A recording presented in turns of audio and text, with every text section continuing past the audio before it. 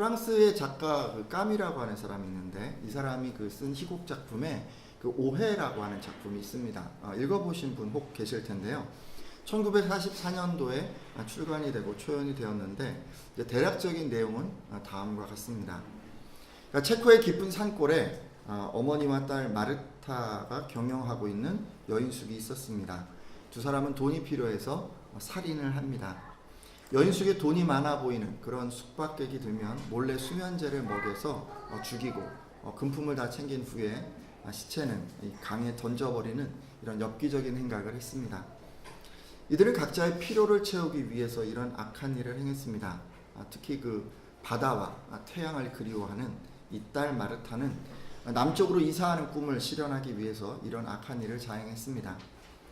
살인을 하면 할수록 그들의 돈은 늘어만 갔고 그렇게 차곡차곡 모여가는 돈을 보면서 이 두 모녀는 자신들의 꿈이 멀지 않은 것처럼 느껴졌습니다. 그러던 어느 날 이들에게 20년 전에 집을 나갔던 아들이 찾아옵니다. 이 아들은 어머니와 여동생을 놀라게 해주려고 자신의 신분을 밝히지 않고 부자인 척 위장해서 여인숙에 투숙합니다. 그런데 이제 두 모녀는 평소처럼 이 돈을 모으기 위해서 이 투숙객을 몰래 죽입니다. 하지만 신분증을 통해서 자신들이 죽인 투숙객이 돌아온 아들인 것을 깨닫고 이들은 충격을 받습니다. 결국 두 모녀는 후회 그리고 자책감으로 인해서 자살로 생을 마감하게 된다는 이야기입니다. 여러분, 이 두 사람은요 희곡 제목처럼 원치 않는 오해를 해서 불행에 빠지게 됩니다. 성도 여러분, 대부분의 경우 여러분 우리가 오해를 하잖아요. 그럼 이 사람들처럼 불행해지게 마련입니다. 하지만 오해에 빠졌다고 해서 사람들이 다 불행해지는 것은 아닌 것 같습니다. 오늘 함께 보실 성경에는 정말 죽이려고 할 정도로 어떤 깊은 오해에 빠졌지만 불행해지지 않았던 그런 사람들이 나옵니다. 이들은 오해에 빠졌지만 그 오해로부터 악한 영향을 받지 않았던 사람들입니다. 그래서 이 시간에는요 이스라엘 공동체 안에서 어떤 오해가 있었는지 그리고 오해에도 불구하고 이들이 어떻게 불행의 늪에 빠지지 않을 수 있었는지 그 비결을 좀 교훈받고자 합니다. 여러분, 여호수아 22장 1절에서 9절 여러분 앞부분에는요 정복 전쟁을 다 마치고 나서 이 두 지파 반의 용사들이 두 지파 반이라고 하니까 좀 헷갈리죠. 르우벤 지파와 그 다음에 갓 지파 그리고 므낫세 반 지파. 그러니까 므낫세 지파가요 동쪽에도 절반 가고 서쪽에도 절반 가고 그렇게 이제 나눠졌어요. 그래서 12지파인데 반씩 나눠져서 결국은 13지파가 됩니다. 어쨌든 여러분, 그래서 이 두 지파 반의 그 용사들이 요단 동편 땅으로 돌아간다는 그런 내용이 기록되어져 있습니다. 지금 보시는 그 그림이 지도가 팔레스타인의 지형도인데요. 중간에 갈릴리 호수와 밑에 사해를 중심으로 이렇게 쭉 반으로 나누면 이쪽 서편이 그러니까 원래 가려고 했던 가나안 땅이고요. 저쪽 동편 땅 있잖아요. 지금 저쪽 동편 땅은 원래는 주시지 않으려고 했던 땅입니다. 그런데 그 땅을 달라고 하는 바람에 르우벤 지파, 그 다음에 갓 지파와 그 다음에 므낫세 반 지파가 이렇게 그 땅을 차지하게 됩니다. 보이시나요? 잘 안 보이시죠? 맨 밑에가 르우벤 지파고요. 중간에가 갓 지파 정도가 되고 그 다음에 위에가 므낫세 지파 정도가 됩니다.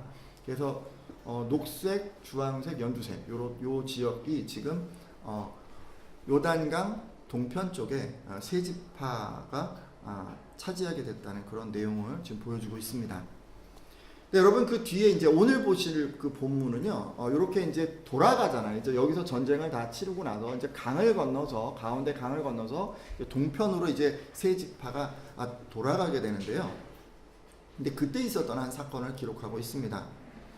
세 지파가 돌아가는 길에 어떤 일이 있었을까요? 여호수아 22장 10절을 보면서 있었던 일을 한번 보도록 하겠습니다. 르우벤 자손과 함께 읽어주시겠어요? 시작. 르우벤 자손과 므낫세 반 지파가 가나안 땅 요단 언덕가에 이르자 거기서 요단가에 제를 쌓았는데 보기에 큰 제단이었더라. 아멘. 자, 여기에요. 루벤, 므낫세 반 지파라고 되어 있지만 실제로는 갓 지파도 함께 있었던 것으로 보입니다. 이들 세 지파가요, 요단 강가 어느 언덕에 이르러서 느닷없이 아주 어마어마한 규모의 그런 제단을 쌓습니다. 그러니까 제단이라고 하면 이런 거예요. 제사를 올려드리기 위해서 이렇게 만들어 놓은 어떤 단입니다. 하나님께 희생 제물을 바치거나 또는 그 위에서 뭐 향을 태우고 뭐 이러기 위해서 만든 그런 장소를 말합니다. 아니 근데 이들은요, 왜 갑자기 지금 요단 강가에 가서 이런 제단을 쌓은 것일까요? 22절에서 여러분 29절을 쭉 읽어보시면 제단을 쌓은 이유가 나와 있는데 지금은 27절만 읽도록 하겠습니다. 제가 읽을 텐데요, 따라와 주시겠어요? 27절이요.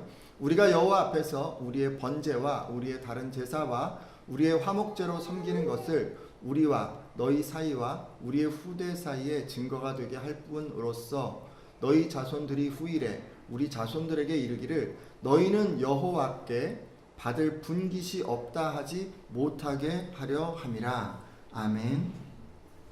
여러분 지금 굉장히 길죠? 여러분 그 보면요, 증거가 되게 하려고 이 단을 쌓았다 이렇게 얘기를 합니다. 세 지파가 지금 요단강을 건너서 이제 동편으로 가면서요, 이 세 지파가 걱정이 있었던 것 같아요. 그러니까 이스라엘에 12지파가 있는데 요단강을 지금 중심으로 동편과 서편으로 이렇게 지금 나뉘어졌잖아요. 그러니까 여러분 그러면 하나님의 성막은 어느 편에 있었을까요? 가운데 있었을까요? 요단강 중간에? 아니 그렇지가 않고요. 원래 하나님이 주시려고 했던 땅, 가나안 땅, 그러니까 서편 땅에 가운데 정도 실로 지금은 거기에 있었어요.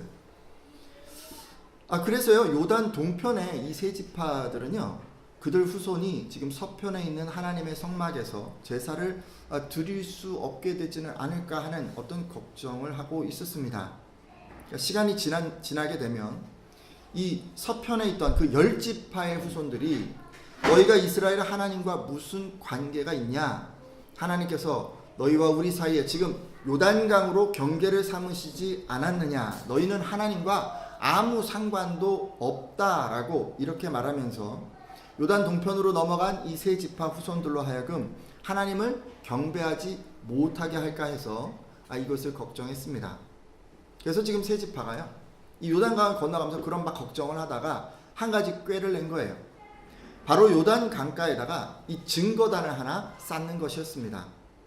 그래서 혹시라도 먼 훗날에 그들이 우려하는 그런 일이 일어나면 세 지파의 후손들은 지금 그들이 쌓은 단 앞에 딱 와서 이거 봐라, 우리 조상들이 하나님의 단을 본떠서 지금 단을 쌓지 않았느냐? 이것은 번제나 다른 제사를 위한 것이 아니라 우리와 너희 사이에 하나의 증거가 되기 위한 단이다 라고 이렇게 말하면서 요단 동편의 세 지파 역시도 요단 서편의 성막에 가서 제사를 드릴 수 있는 자격이 있다라는 것을 증거하려고 했던 것입니다.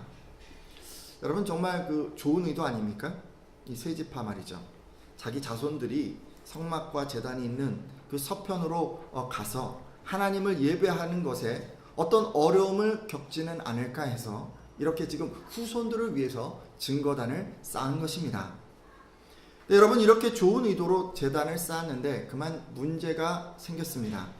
요단 서편에 그 10지파들이 오해하게 된 것입니다. 그렇다면 10지파들은 세 지파가 단 쌓은 것을 보고서 어떻게 생각했을까요? 여호수아 22장 16절에서 20절까지에 지금 10지파가 생각했던 것이 기록되어져 있는데 그 가운데 지금은 16절 말씀만 보도록 하겠습니다. 여러분 읽어주시겠어요? 여호수아 22장 16절 말씀입니다. 여호와의 온 회중이 시작. 여호와의 온 회중이 말하기를 너희가 어찌하여 이스라엘 하나님께 범죄하여 오늘 여호와를 데서 돌아서서 너희를 위하여 제단을 쌓아 너희가 오늘 여호와께 거역하고자 하느냐. 아멘. 지금 이 사람들은요, 그 10지파 사람들은 세 지파 사람들이 이제 하나님을 거역한다 또는 범죄하고 있다라고 생각을 했습니다. 그리고 요단 동편의 이 세 지파들이 이 정복 사업을 끝내자마자 지금 하나님을 다 떠나버렸고 이제는 자기 자신을 위해서, 즉 우상 숭배하기 위해서 여기에 새롭게 제단을 쌓은 것이라고 생각한 것입니다. 게다가 열 지파들은요, 이렇게 이제 세 지파가 우상 숭배를 하기 시작했으니 이것으로 인해서 온 이스라엘에게 하나님의 재앙이 임할 것이라고 생각했습니다. 그래서 열 지파 사람들이요, 지금 성막이 있는 실로에 다 모였어요. 그리고는 그들이 이 요단 동편 세 지파를 멸하기 위해서 전쟁 준비를 했습니다. 여러분, 세 지파 입장에서 한번 생각해 볼까요? 정말 어이없는 상황 아닌가요?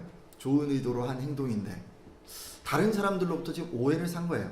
그리고 오히려 그들의 공격 대상이 되고야 만 것입니다.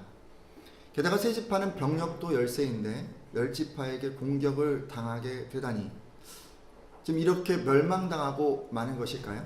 아니, 어떻게 이렇게 선한 의도로 일을 했는데 일이 꼬일 수가 있습니까? 여러분, 열 지파 입장에서도 한번 생각해 볼 수 있어요. 혹시 여러분은요, 열 지파 사람들처럼 다른 사람의 어떤 행동에 대해서 오해한 적 없으십니까? 여러분들 판단에 다른 사람의 행동이 너무도 정말 비이성적이어서, 다른 사람의 행동이 신앙에서 떠난 행동이어서, 또는 다른 사람들이 너무 죄를 쉽게 생각해서, 다른 사람들이 자기 이익만을 생각해서, 또는 불편을 끼쳐서 그런 행동들을 보고 아니 어떻게 저럴 수가 있는가라고 생각을 하고 상대방을 비판하거나 멸시하거나 심지어 적대시했던 그런 적은 없으신가요? 여러분, 지금요, 만약 그 요단 서편의 그 열 지파가 동편의 세 지파를 공격하게 된다면 정말 엄청난 비극이 일어나게 될 텐데, 말 그대로 동족 상잔의 아픔을 이들이 갖게 될 텐데 이들이 정말 전쟁을 치렀을까요? 여러분, 열 지파가요, 지금 군대를 다 모았잖아요. 이제 지금 딱 쳐들어가면 되는 거예요. 근데 전쟁 준비를 다 마치고 나서 이들이 무엇을 했을 거라고 생각을 하십니까? 준비를 다 마쳤으니까 공격 앞으로 라고 얘기를 하고 그냥 다 우 몰려가서 그냥 어떻게 저럴 수 있어 라고 얘기를 하면서 요단 동편 그 모든 사람들을 멸했을까요? 말씀을 통해서 한번 확인해 보려고 합니다. 여호수아 22장 13절에서 14절 말씀인데요, 제가 읽겠습니다.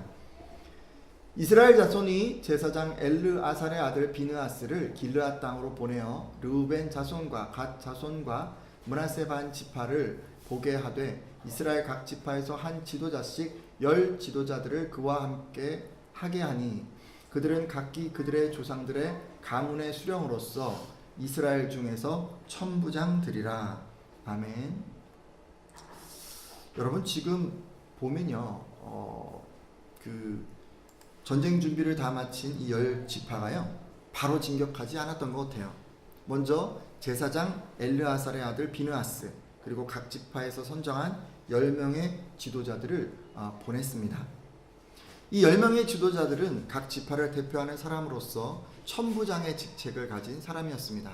그러니까 1000명 정도 되는 군대를 통솔하는 어떤 장군이었어요. 지금으로 치면 이스라엘 군대 총사령관, 우리 같으면 한 10명의 어떤 사단급 사단장, 이런 사람들을 보낸 것으로 생각할 수 있습니다. 이어지는 16절에서 20절을 쭉 보면요, 이들은 요단 동편 사람들에게 가서 그들이 쌓은 이 제단에 대한 자신들의 생각을 이야기합니다. 열 지파 대표들은요, 실로의 성막에 있는 그 하나님의 단 외에 다른 단을 쌓으면 안 됩니다 라고 이렇게 이야기를 합니다. 여러분이 다른 단을 쌓아서 마음대로 제사를 드리거나 하나님 외에 다른 신을 섬기게 되면 그것은 결국 온 이스라엘로 벌을 받게 만들 것입니다 라고 이렇게 이야기를 하죠.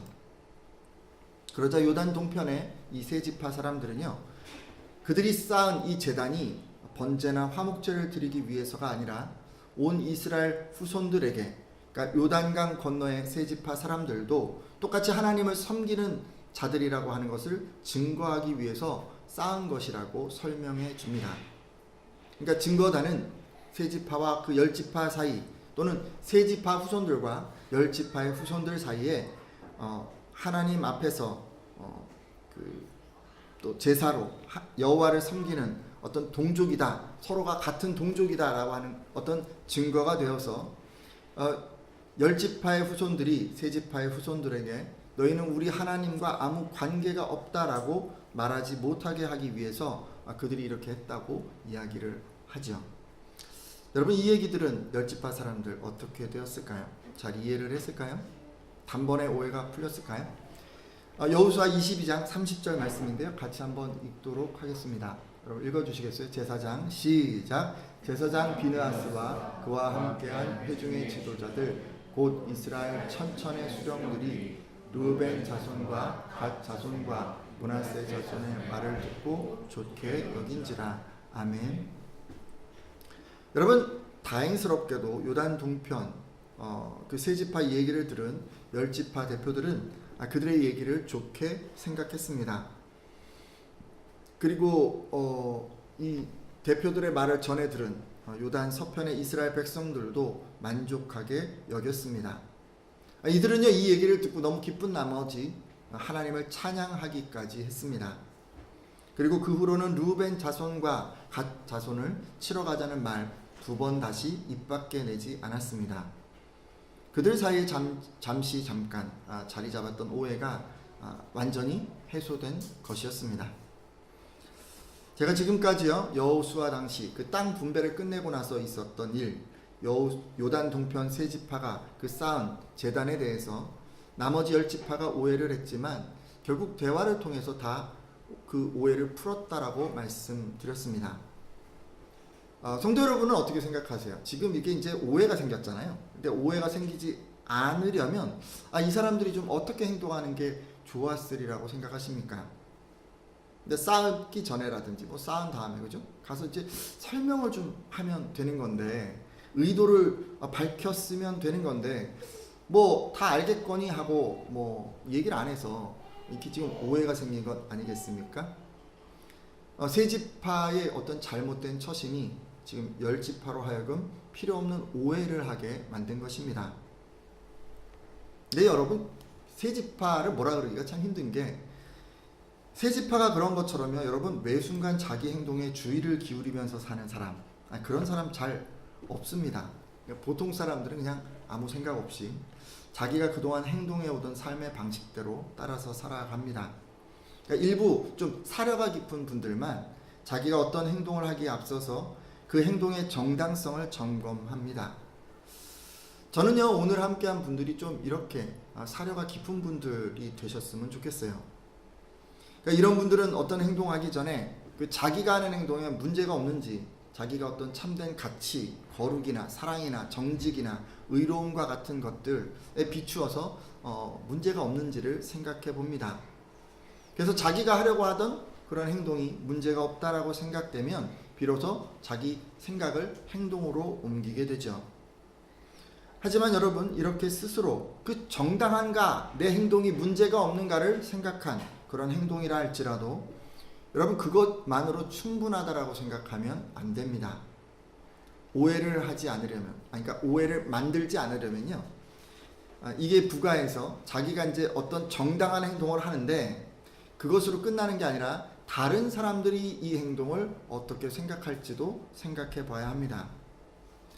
사실 돌아보면요, 요단 동편 이 세 지파 사람들 말이죠, 정당한 이유로 제단을 쌓았습니다.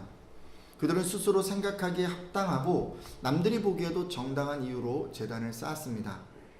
하지만 그것만 생각했어요. 다른 사람들 어떻게 생각할지 생각 안 한 거예요. 그래서 쓸데없는 오해를 만들었습니다.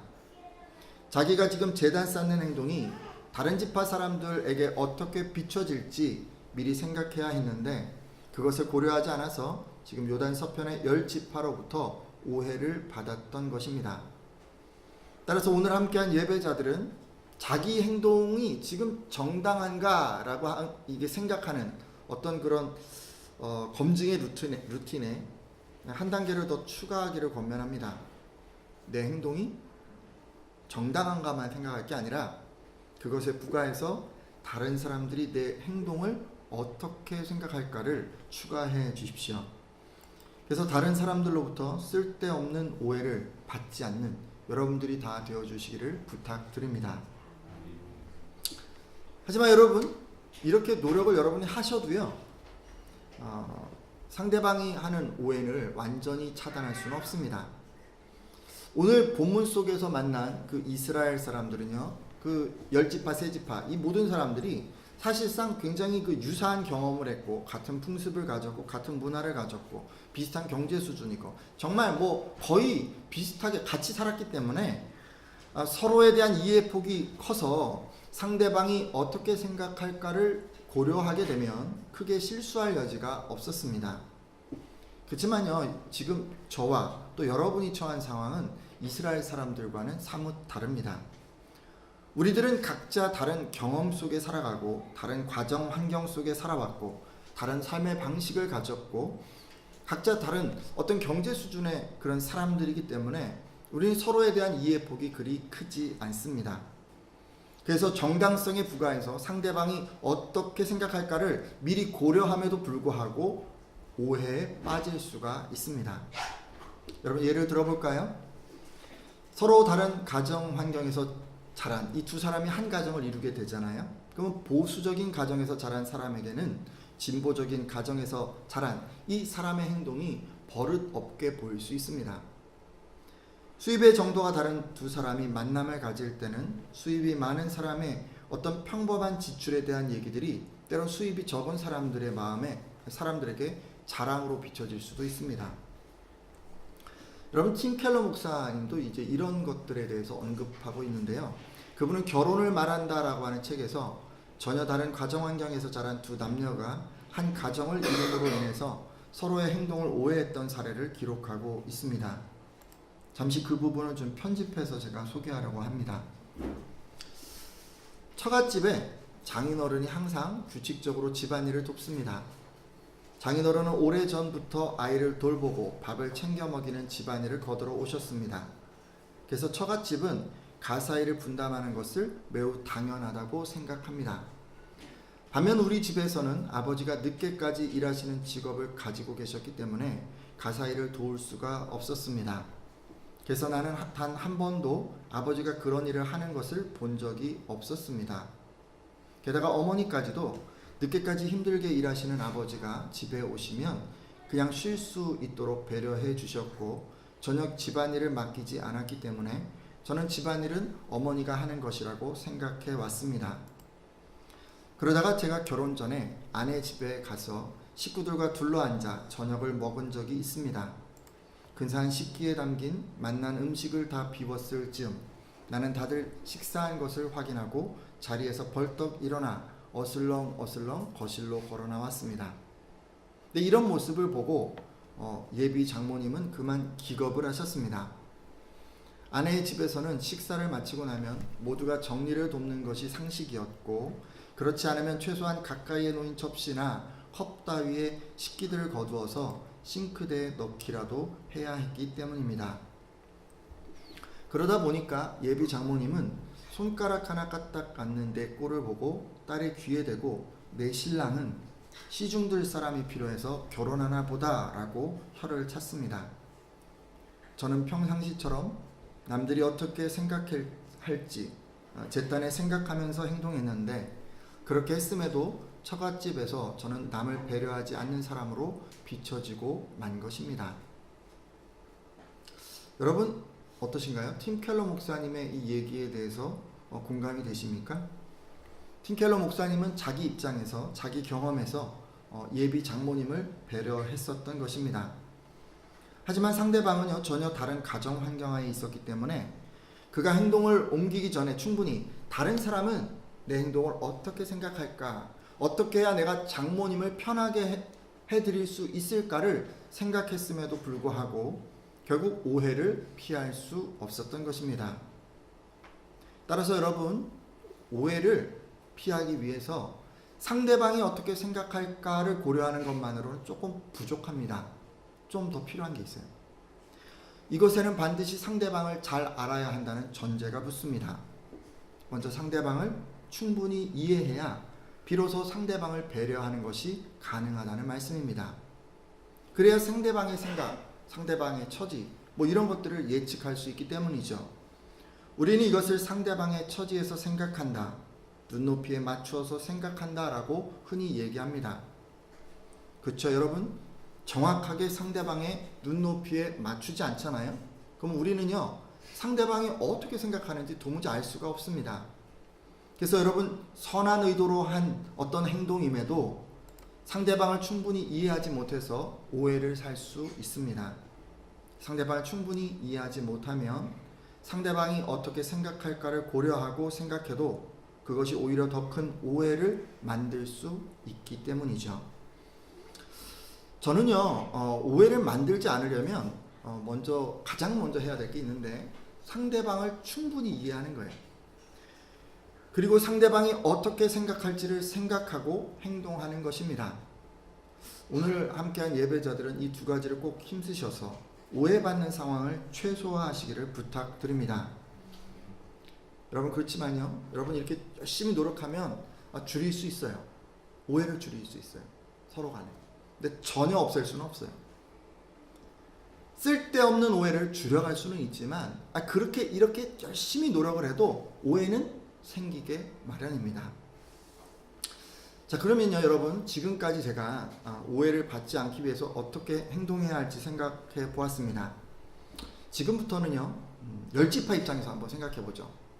그러니까 상대방의 행동을 보고 내가 오해를 하지 않으려면 필요한 두 가지 유용한 습관을 제가 소개해 드리려고 합니다.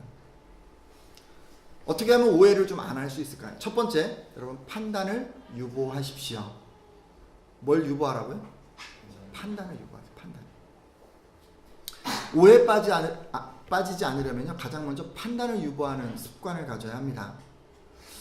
직관이 뛰어난 사람일수록, 경험이 풍부한 사람일수록, 지식이 풍성한 사람일수록 이 판단을 빨리 해요. 그리고 그 판단이 맞는 경우가 많습니다. 그러다 보니까 이런 분일수록요, 판단을 빨리 하고 자신이 판단이 맞을 거라고 그렇게 확신을 합니다. 하지만 여러분, 이런 태도를 가지면 오해에 빠질 수가 있습니다. 여러분, 오해에 빠지지 않으려면요, 상황 판단은 속히 하시되 단정하지 말고 좀 기다리십시오. 자기 판단을 100% 신뢰하지 마세요. 그냥 70%, 60%, 요 정도만 딱 열어놓으세요. 나머지는. 다른 경우의 수도 있을 수 있을 거야 라는 생각으로 여러분, 결론을 좀 늦게 지으십시오. 왜냐하면 여러분, 전달 과정에서 문제가 있을 수 있기 때문입니다. 예를 들어서 상대방이요, 전달을 하는데 표현력이 부족해서 의사 전달을 제대로 못했을 수가 있어요.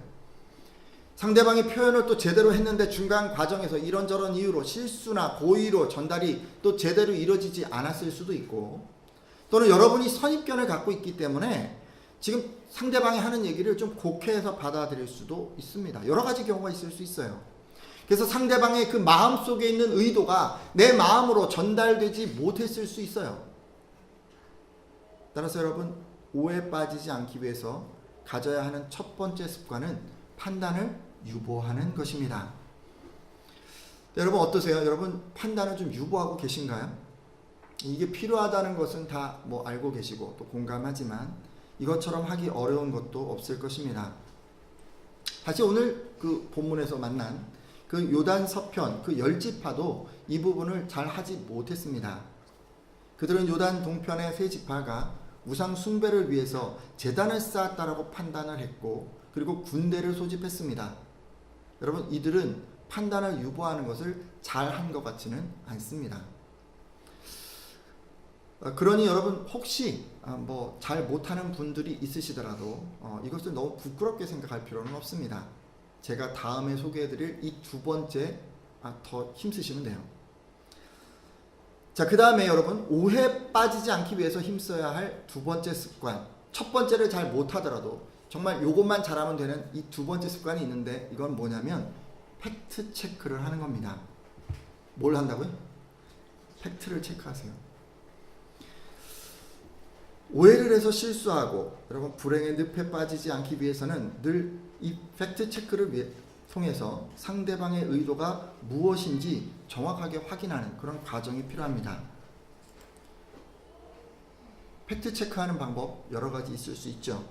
상대방의 지금 주변 상황을 좀 내가 직접 살피는 방법이 있을 수 있고, 다른 사람 얘기를 참조할 수도 있고 관련 데이터를 수집해 볼 수도 있습니다. 여러분, 그렇지만 이 모든 것을 다 한다 하더라도 절대로 속단하지 마십시오. 여러분, 판단 전에 반드시 해야 될 게 있는데 그게 뭐냐면 상대방의 의사를 직접 들어보는 것입니다. 의사를 충분히 듣기 전에는 여러분 판단하지 마십시오. 그래야 정확하게 판단할 수 있기 때문입니다. 앞서 말씀드렸듯이 요단 서편 그 10지파는요 판단을 유보하는 것을 잘 하지 못했어요. 하지만 이 사람들이 잘한 게 하나 있는데 뭐냐면 이 팩트 체크하는 것을 잊지 않았기 때문에 그들이 한 오해가 불행으로 연결되는 것을 막을 수 있었습니다. 이처럼 여러분, 상대방에게 직접 의도를 확인하는 것, 그가 직접 그 마음에 담고 있었던 것을 얘기해서 내가 듣는 것, 이건 정말 중요합니다. 이제 말씀을 맺으려고 하는데요. 오늘 오해라고 하는 주제를 가지고 좀 나눴습니다.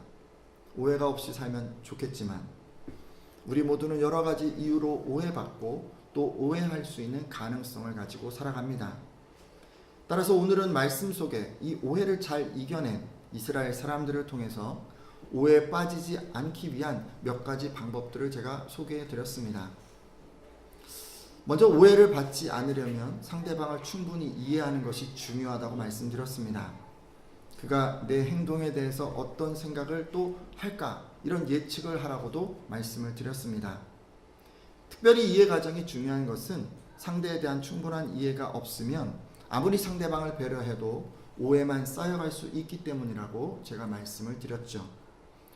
또 여러분, 오해를 하지 않으려면 상대방의 행동에 대한 판단을 유보하는 습관을 가지시고 반드시 이 팩트 체크를 통해서 상대방의 의도를 파악하라고 제가 말씀을 드렸습니다.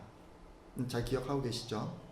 여러분, 기도하실 때 제가 말씀드린 것들을 좀 떠올리시면서 정말 여러분이요 오해받지 않는 사람 되었으면 좋겠고요, 또 오해하지도 않는 그런 지혜로운 성도님들이 다 되셨으면 좋겠습니다.